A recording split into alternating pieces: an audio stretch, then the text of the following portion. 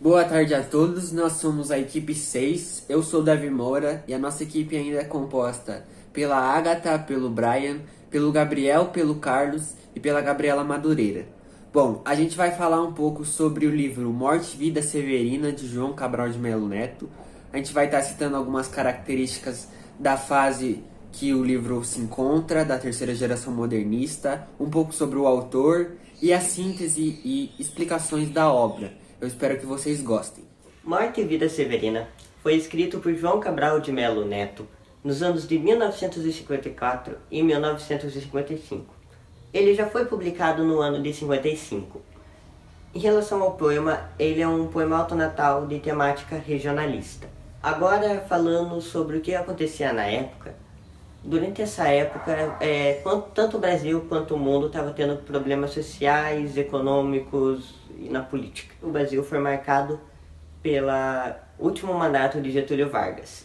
De fato foi o último, mas não foi como a gente tinha esperado que iria acabar.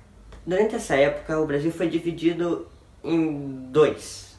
Um era os getulistas e o outro era os antigetulistas. Os getulistas os apoiavam e os antigetulistas não os apoiavam, criticavam.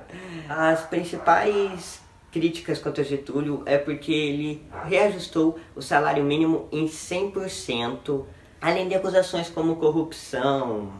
Porém, teve um momento na história que definiu o futuro do Brasil e da política, que foi um atentado em 23 de agosto de 1954 contra o jornalista Carlos Lacerda.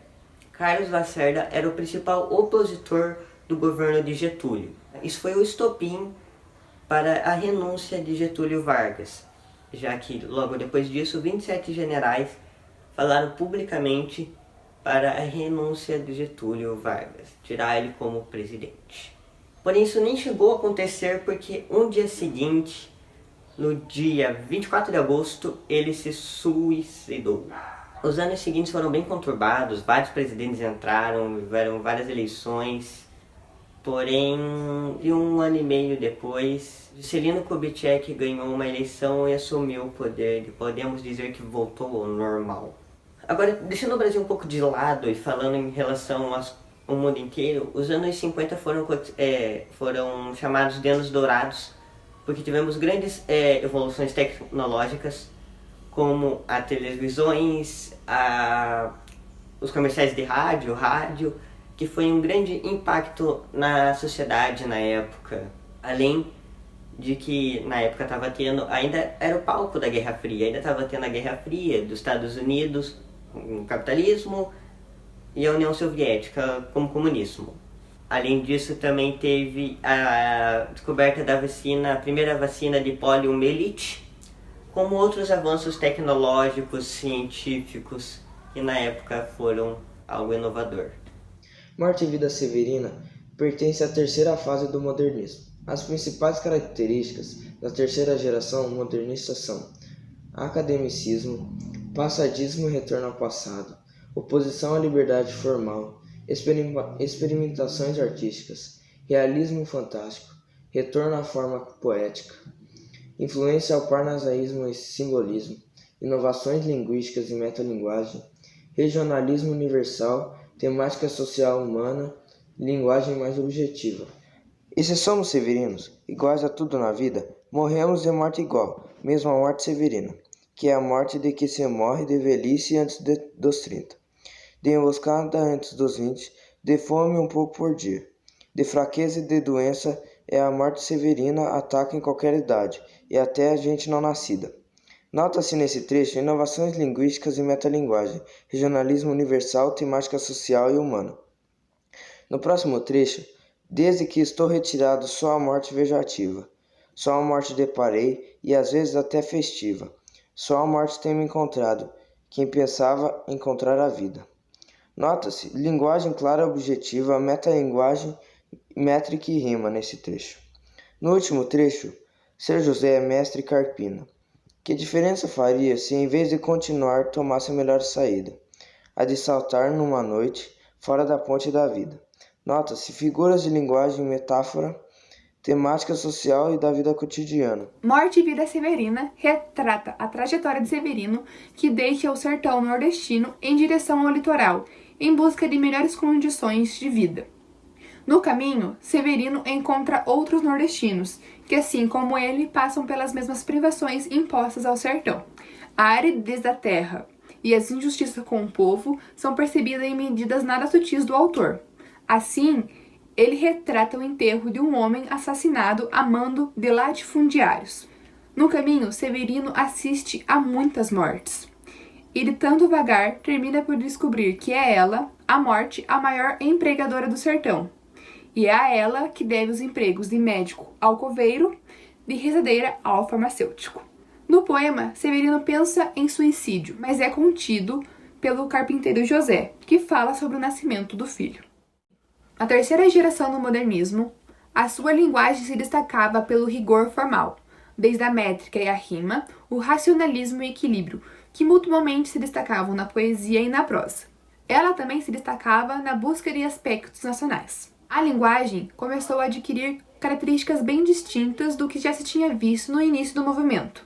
E os artistas que faziam parte da terceira geração começaram a ficar conhecidos como neoparnasianos e neorromantistas. Com isso, nós podemos concluir que há uma retomada em uma linguagem mais culta, mais formal e elevada. Agora eu vou citar um trecho que comprova essa característica da linguagem. Bem, me diziam que a terra se faz mais branda e macia quando mais do litoral a viagem se aproxima. Agora, afinal, cheguei nessa terra que diziam. Como ela é uma terra doce para os pés e para a vista. Os rios que correm aqui têm a água vitalícia. Bom, a temática retrata a difícil condição do homem nordestino. E com isso, os temas mais relevantes é a seca e a morte. Agora eu irei citar trechos que comprovam isso. Seca. E de onde que os estáis trazendo, irmãos das almas? Onde foi que começou vossa jornada? Onde a caatinga é mais seca, irmão das almas. Onde uma terra que não dá nem planta brava. Morte. Desde que estou retirando, sua morte vejo ativa. Sua morte deparei, e às vezes até festiva. Sua morte tem encontrado quem pensava encontrar vida. E um pouco que não foi morte, foi de vida severina. Aquela vida que é menos vivida que defendida, e ainda mais severina para o homem que retira. Bom, partindo um pouco para a organização da narrativa, no texto e dos conflitos e clímax da história, a gente pode afirmar que Morte e Vida Severina apresenta uma organização cronológica. Ela apresenta um início, um meio e um fim. Nesse caso, é Severino fazendo sua viagem ao Recife, chegando até lá e tendo várias situações ao decorrer desse tempo. Bom, o livro é dividido em duas partes, são 18 capítulos, onde os 12 primeiros falam sobre a fuga da morte, em que a viagem até o Recife mostra diversas formas de como a morte é vista no nosso dia a dia. E os 6 últimos capítulos é o encontro com a vida, que é representado pelo nascimento de uma criança, filho de José Mestre Carpino, uma das personagens importantes dessa história. O autor e todos os autores daquela fase são mais conhecidos por não usar muito da musicalidade, principalmente João Cabral de Melo Neto. Ele não gostava muito de botar músicas no seu texto. Por isso que é tão lindo a gente ver uma música ainda de Chico Buarque dentro do livro. Ali a esperança que já não existia acaba de vez, porque os coveiros estão conversando sobre os velórios dos ricos e os velórios dos pobres. Como o rico, até quando morre, é melhor tratado. Ele tem um caixão bonitinho, ele é colocado lá numa cova e tudo mais, fazem um ritual, não sei o que, depende da sua religião também.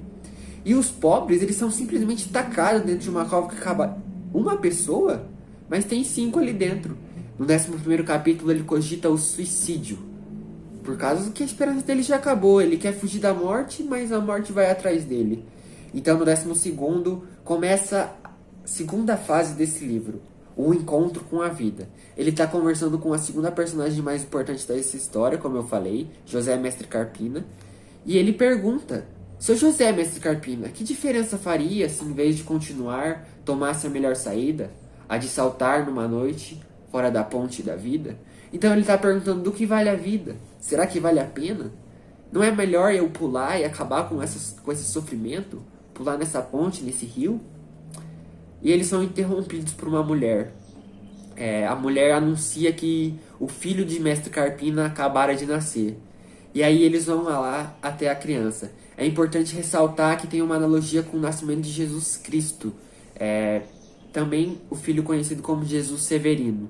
Essa analogia é comprovada pelo fato do menino, no 14º e 15º capítulo, receber muitas visitas, exaltações e presentes, como foi com os reis magos no nascimento de Jesus. Duas ciganas têm visões e fazem profecias para a vida desse menino. Elas veem o menino coberto de lama e graxa.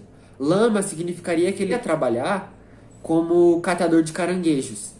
E a graxa, que ele trabalharia numa indústria, numa empresa. O que é algo melhor do que se ele fosse lavrador. José Mestre Carpina vai até Severino e vai conversar com ele. E ele fala a resposta daquela pergunta que ele havia feito. Que até mesmo numa vida severina, sofrida e dura como é a vida dessas pessoas, vale a pena. Ele fala essa fala segurando seu filho no colo, olhando para ele e falando: a vida vale a pena. E aí dá um ar de esperança na vida de Severino. O leitor com certeza pode afirmar que Severino não vai mais cometer suicídio. E termina maravilhosamente esse livro tão incrível. E o espaço, ele aborda, a viagem de um retirante do interior de Pernambuco até Recife. Já o tempo é cronológico e não há pistas sobre quando exatamente se passa. E a seca é o único fator que marca, o que deixa a obra eternizada. O tempo e o espaço contribuem para o caráter de denúncia social no texto. O que dá pra gente falar aí mesmo é que se passa em mais ou menos ali no meio do século XX, Que o Severino, nesta obra, não é apenas um nome, ele vem do próprio título já ganhando uma função de adjetivo, que traz uma qualidade para a morte e para a vida, que no decorrer do poema, Severino é o nome de todos os retirantes que buscam uma vida melhor, com melhores qualidades, com benefícios maiores, que não seja aquela vida tão árida, tão seca que eles estão vivendo ali. E o próprio herói aborda isso no começo do poema, ao se apresentar: sou Severino, como muitos severinos, filhos de tantas Marias, dos finados Zacarias, que ele vem dando todo esse entender que são iguais, são as mesmas pessoas iguais, que morrem de morte igual, da escassez, que morrem da mesma forma, passam pelas mesmas dificuldades. Severino, nessa história, é um homem de cabeça grande, magro, de pernas finas, de mãos calejadas por causa de tanto trabalhar, do trabalho árduo que ele faz, por ser um lavrador, aquele que mexe com a terra, que está sabendo plantar, que sabe mexer ali todo um trabalho com aquilo que ele realmente nasceu para fazer, aquilo que ele sabe fazer. Falando sobre algumas curiosidades, temos o filme feito pela Rede Globo, dirigida por Walter Avancini, tendo no elenco José do Monte como Severino, Elba Ramalho como rezadeira na história. E também temos a adaptação preto e branco em quadrinhos feita por Miguel Falcão, assim dirigindo pra gente a nossa história de morte e vida severina, contando através de uma forma diferente em desenho para distrair, assim, para quem gosta mais desse estilo. Sobre a mensagem da obra, Com o nascimento do filho de José, nos momentos finais do alto, somos apresentados à grande epifania da obra.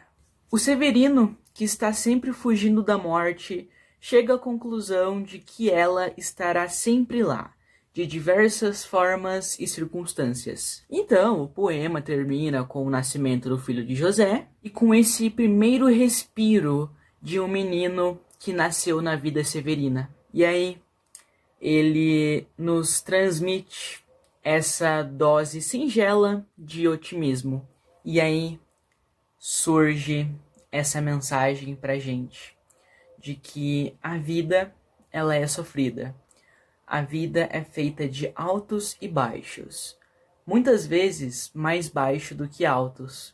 Onde nós vamos ter várias oportunidades para desistir.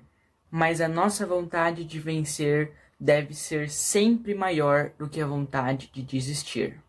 E essa foi a nossa apresentação. Eu espero que vocês todos tenham gostado. Obrigado pela atenção. É de bom tamanho, nem largo nem fundo, é a parte que te cabe deste latifúndio.